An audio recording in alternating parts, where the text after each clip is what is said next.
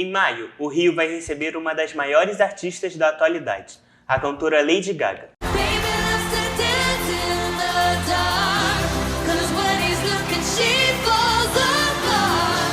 A expectativa é de que o público alcance mais de 1,5 milhão de pessoas. O evento vai inaugurar o projeto Todo Mundo no Rio, que tem como proposta trazer mega shows internacionais nos próximos 2 anos. Hoje, nós vamos conversar com Caio Booker, ex-aluno de cinema e responsável pelas relações públicas e marketing de influência da Bonus Track, produtora do evento. Além disso, o Caio é produtor teatral de Ícaro and the Black Stars,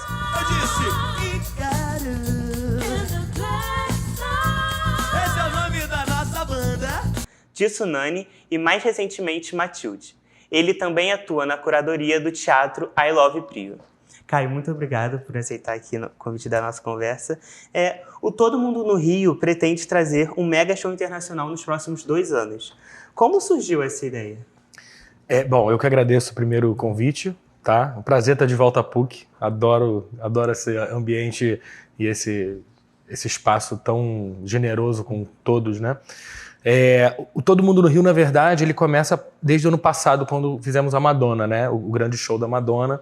A Bonus Track está vindo numa crescente de eventos, né? Fizemos algumas turnês internacionais, 2023 e 2024, e aí no ano de 2024 fizemos o show da Madonna na praia de Copacabana.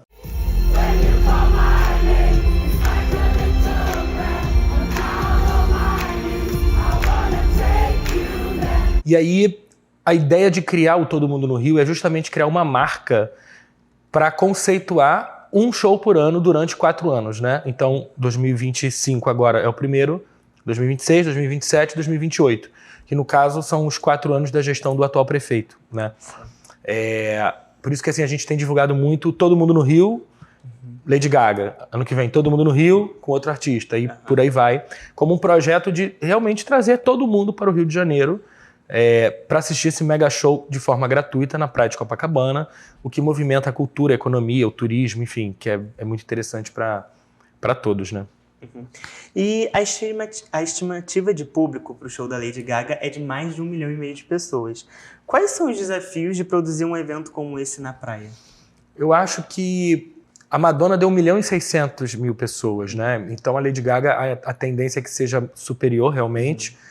Os desafios, acho que principalmente é de estrutura, logística, segurança, né?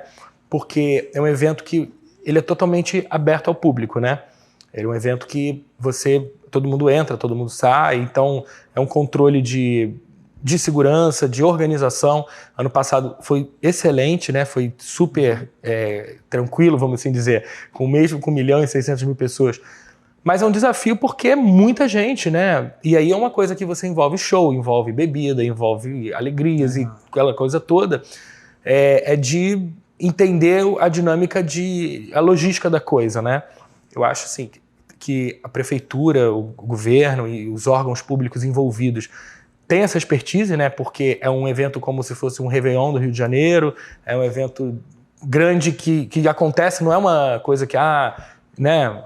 Primeira vez estão fazendo, não. Então ele já vem num período, num processo de teste, de execuções desse tipo de grande evento.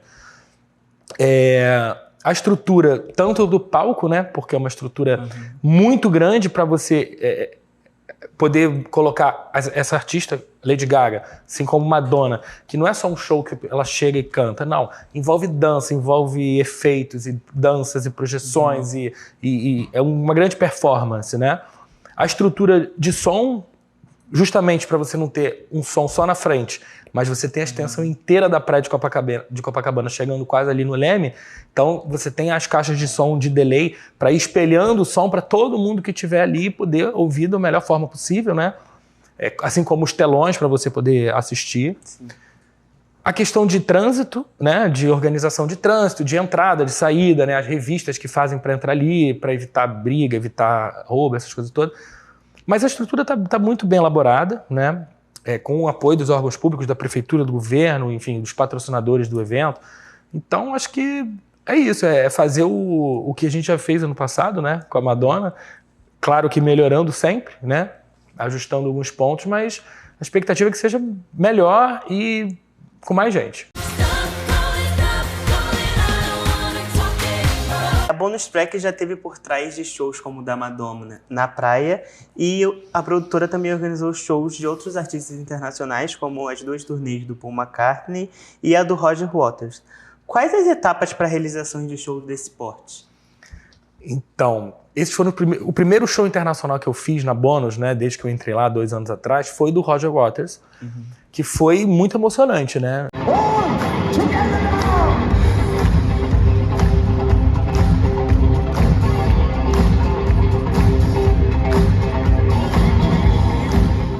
Porque eu sou muito fã do Pink Floyd, acho o Roger genial, acho a dinâmica dele, as canções e enfim, muito interessante, importante até para o momento que a gente vive.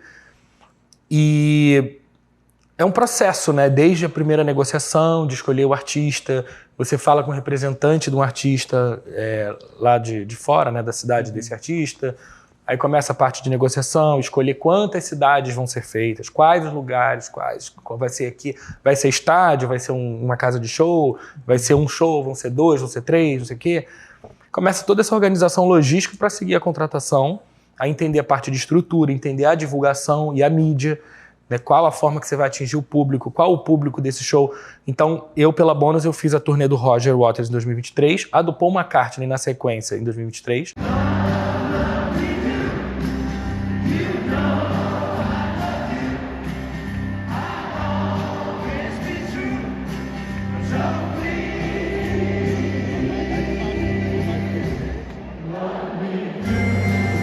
E aí, em 2024, nós fizemos outra turnê do Paul McCartney. Mas tem uma diferença. A turnê do Paul de 23 eram várias cidades, eram 7 cidades, se eu não me engano, com 11 shows. Do ano passado, eram apenas 2 cidades. Foi São Paulo e Florianópolis. 2 em São Paulo e 1 em Florianópolis. Então foram 3.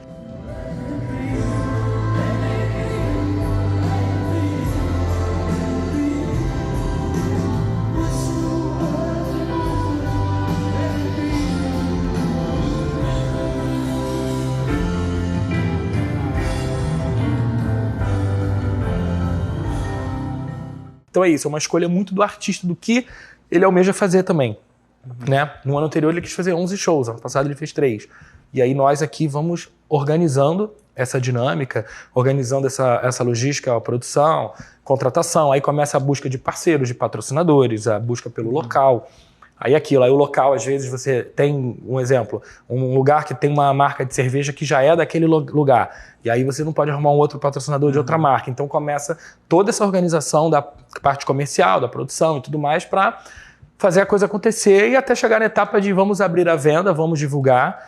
Só que o processo ele começa muito antes, né? Então a gente ia lançar um show hoje, pode ter certeza que tem 4 meses, 6 meses aí de trabalho sendo feito. E Caio, que estrutura de pessoal é preciso ter para organizar um show tão grande? E qual é o custo operacional no caso desses megas espetáculos?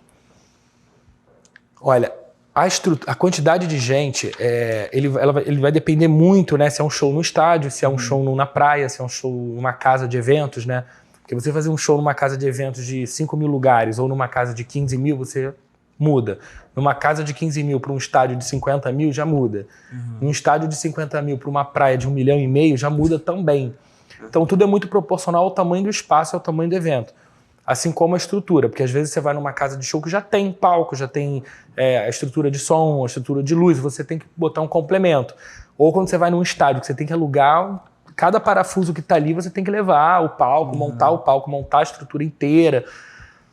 De quantidade de gente, olha, eu vou te dizer que é muita gente, mas é muito dividido por área. Área técnica, área artística, área de produção, área executiva, área financeira, administrativa, marketing e comunicação, que andam juntos, que é o departamento que eu estou ali, né? Com a parte de relações públicas, né, da Bonus, né?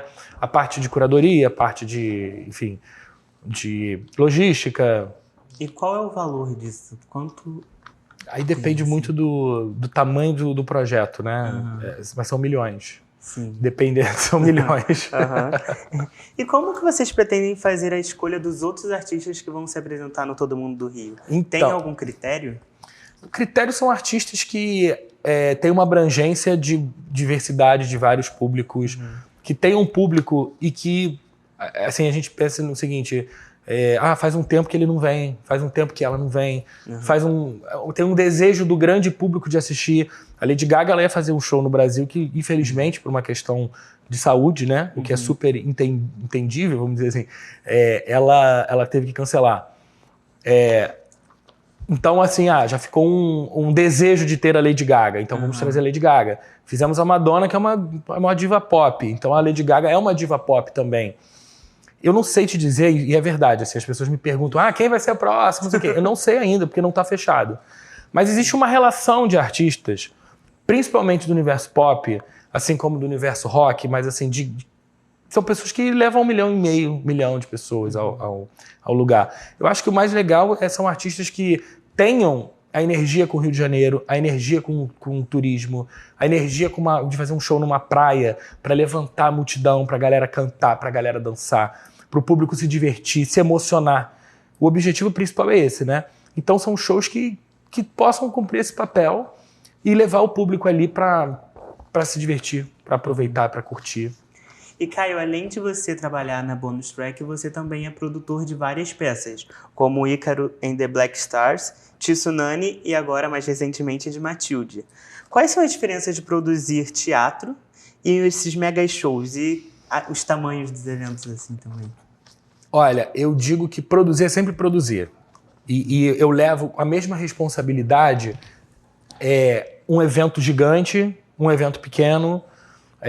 Eu sempre dou um exemplo em palestra, em bate-papos e tal, que é assim, eu faço um planejamento de mídia para um teatro de 100 lugares e para um teatro de 1.000 lugares. É o mesmo planejamento, porque as pessoas têm que ver o projeto da mesma forma. É claro que o investimento às vezes é diferente, às vezes se eu coloco X num teatro menor, eu tenho que botar 5X num teatro maior. Mas a forma que eu vou divulgar aquilo, ela está sempre bem parecida. Você fazer um evento ou fazer uma peça, você tem todas as etapas da preparação, do cronograma, da organização, da logística, do financeiro, da produção em si, da divulgação, da execução, do acompanhamento, da prestação de contas. Então as etapas são as mesmas. A diferença é o tamanho, né? Sim. E eu sou um exemplo clássico. Eu produzo espetáculos pequenos e espetáculos grandes, né? Então, no mesmo ano, eu estava em cartaz com Ícaro and the Black Stars no Teatro Carlos Gomes, que é um teatro de quase 800 lugares, no centro do Rio, e estava com uma peça no Teatro Poeirinha, que é um teatro de 60 lugares em Botafogo. Sim. E a mídia que fizemos foi a mesma. O trabalho foi o mesmo, porque todas elas tiveram que ter a organização, teve que ter o orçamento tem que ser cumprido, você tem que pré-produzir, fazer cenário, fazer figurino, montar luz, pensar na divulgação, como levar o público, assessoria de imprensa, todas as etapas, né? E se me perguntarem, às vezes me perguntaram, você prefere fazer o quê? Eu não sei. Eu gosto de produzir. E além de tudo isso que você faz, você ainda também é curador do Teatro I Love Prio. Como funciona o processo de escolha das apresentações? Olha, ali eu prezo primeiro pela qualidade artística, né? Uma vez, quando me chamaram, eu já tinha produzido a peça. O Ícaro and the Black Stars estreou lá em 2018, né? Voltei para lá em 2019 para fazer um festival. 2020 fizemos umas lives, né, na época de pandemia. 2022 eu fiz outro espetáculo. E em junho de 22 eles me chamaram. Falaram, Caio, vem fazer com a gente. Vem assumir a curadoria do teatro. Eu falei, vamos nessa. É um desafio, nunca tinha feito curadoria para um teatro. Amo, né? Tô lá desde junho de 22 e espero continuar por muito tempo, porque eu adoro realmente. E uma coisa que eu falei para eles é o seguinte, eu prezo pela programação de qualidade. Eu acho que se o espetáculo tem qualidade, ele vai ter público, ele vai ter boca a boca. Se a peça é uma peça que tem uma mensagem legal, que ela não seja só pelo entretenimento, mas pela arte, pela mensagem, pela diversão, tudo junto, você junta tudo, o público vai falar, vai comentar. E a maior divulgação, desde que o teatro existe, é o boca a boca. Porque se você chega aqui e fala, vai ver a peça tal que ela é boa, você comenta ali, você comenta ali, você comenta ali, as pessoas começam a absorver a mensagem de que o projeto é bom. E começa a ter o crescimento do público, né? Então ali, a minha escolha primeira é qualidade. Tanto que a primeira peça que eu botei ali foi a Fernanda Montenegro, lendo Nelson Rodrigues. E foi até um grande desafio, porque eu falei, depois da Fernanda Montenegro, o que eu faço, né? Porque eu comecei com a dama do teatro brasileiro. Ela nem gosta que fale isso, mas ela é a dama do teatro brasileiro. Eu falei, gente, eu tô começando com a Fernanda Montenegro, o que eu vou fazer depois? E eu consegui, assim, venho conseguindo, né, levar grandes atrações e artistas. Depois dela tivemos Cláudia Abreu fazendo Virginia Woolf, Marcos Veras estreando um espetáculo, Heloísa Périssé estreando um espetáculo, Daniel Dantas e Letícia Sabatella fazendo a Ilíada de Homero, que é uma coisa super mais conceitual. E aí no mês seguinte entrou Heloísa Périssé fazendo um monólogo chamado A Iluminada, que era uma comédia besterol de primeira qualidade, muito, muito legal, muito engraçado. Então essa diversidade, né, tem uma curiosidade que eu parei para pensar depois, a minha programação é majoritariamente feminina. E aí, se você me perguntar por quê, eu não sei, porque eu acho que as mulheres são mais talentosas e têm projetos mais interessantes. Eu acho que é importante dar esse lugar de fala também, né? De colocar artistas ali. Então, agora eu tô com a Beth Goulart em cartaz, fazendo Clarice Lispector até o final de abril. Depois entra Ana Beatriz Nogueira, fazendo tudo o que eu queria te dizer. E aí, vai seguindo a programação. E é isso, eu acho que a minha escolha é qualidade artística, espetáculos que tenham a acrescentar, diversidade, né? Então é tipo peças de pessoas mais velhas, pessoas mais novas, com temáticas importantes, por exemplo, todo mês de março, que é o mês da mulher, eu só faço uma programação de tudo 100% feminina.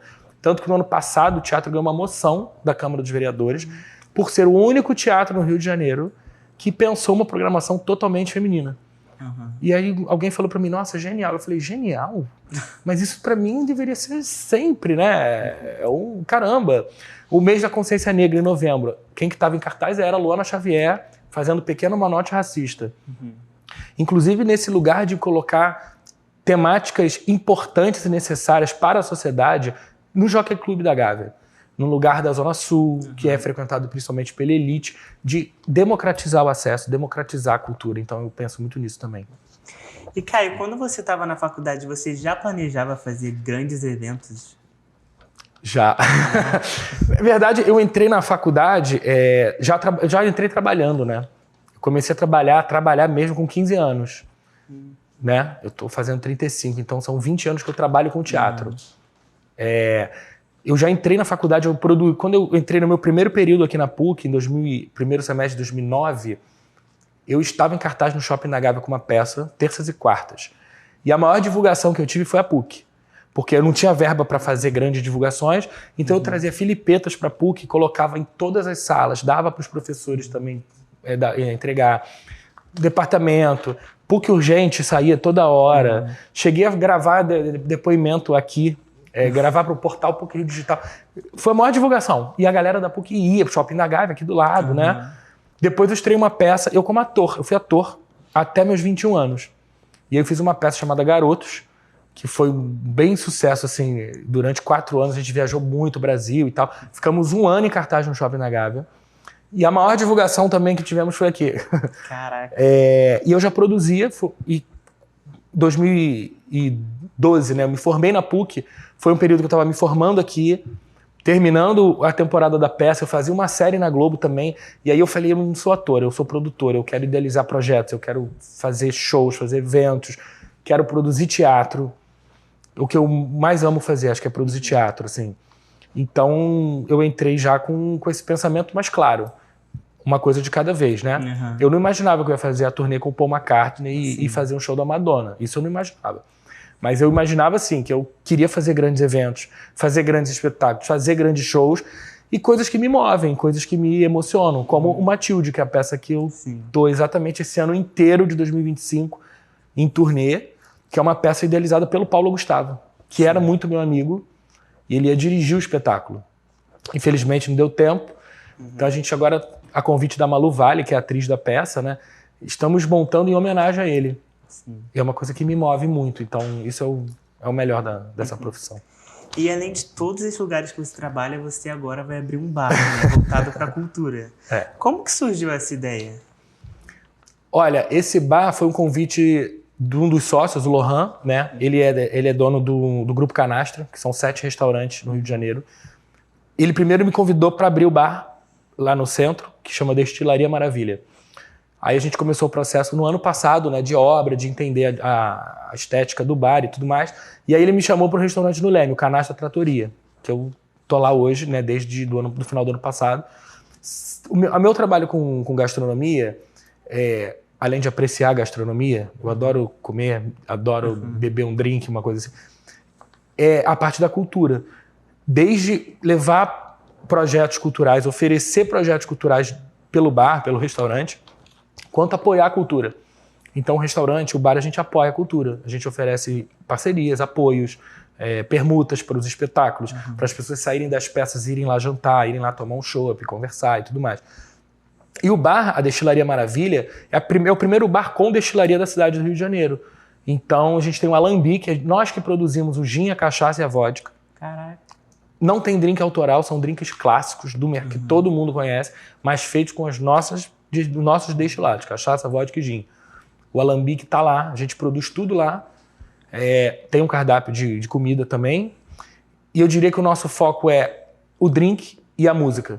Então toda noite vai ter um DJ, vai ter um show, vai ter uma roda de samba, de jazz, vai ter alguma coisa assim cultural e artística. Que legal. E agora, para finalizar, de que forma que a sua graduação em cinema te ajudou no trabalho que você realiza hoje? Olha, eu acho que... Quer dizer, eu acho não, eu tenho certeza. O meu período aqui na PUC, né, de 4 anos, foi, acho que, os melhores momentos da minha vida. Porque, não só em sala de aula, né, eu tive grandes mestres aqui na PUC. Eu tive professores que se tornaram amigos da vida, do trabalho, inclusive, né? O Antônio Jorge, que é um professor que me chamou, acho que 8 vezes para dar palestra e todo semestre ele me chamava, vem dar uma palestra aqui hoje, vem falar com os alunos. Porque era uma disciplina que falava do mercado. Então, eu trabalho no mercado que ele está ensinando, então sempre levou pessoas para estar ali. Tive grandes mestres aqui na PUC, grandes amigos que hoje em dia até trabalham comigo. Eu acho que a PUC é um lugar... falando muito pela minha época, de você conhecer pessoas, de fazer relacionamento. É o que eu falo muito, aproveitem esse espaço, aproveitem esse lugar, aproveitem esse momento, que é o momento de conhecer, é o momento de errar, é o momento de acertar, é o momento de fazer estágio. Eu fiz estágio aqui, fiz estágio no Portal, fui cinegrafista do Portal, porque eu era da graduação de cinema, mesmo trabalhando com teatro. Aí fui fazer estágio depois numa produtora, e uma dica que eu sempre dei e dou, continuo falando, é sejam curiosos. Eu sou muito curioso. Eu sou uma pessoa extremamente curiosa. Mesmo que eu não saiba fazer tudo, eu quero entender tudo. Eu quero saber como é que a câmera liga e faz, por que a luz tem que ficar assim, não assim, por que o som tá dessa forma, e por que aqui é azul, e por que tem isso. Eu sempre fui essa pessoa curiosa. Aí você vai entendendo onde você, tipo, eu quero fazer mais isso aqui, eu vou fazer isso aqui, assim que eu virei produtor. E a PUC me proporcionou grandes experiências, né? Tanto com os professores quanto com os alunos, o Pilotis, a Vila, os eventos. E assim, foi muito legal, porque eu me formei em 2012, em 2013 foi o último festival da Primavera que usou aquela estrutura toda do ginásio antes da obra, né? Teve aquela coisa toda. E eu fui um dos produtores artísticos do Festival da Primavera.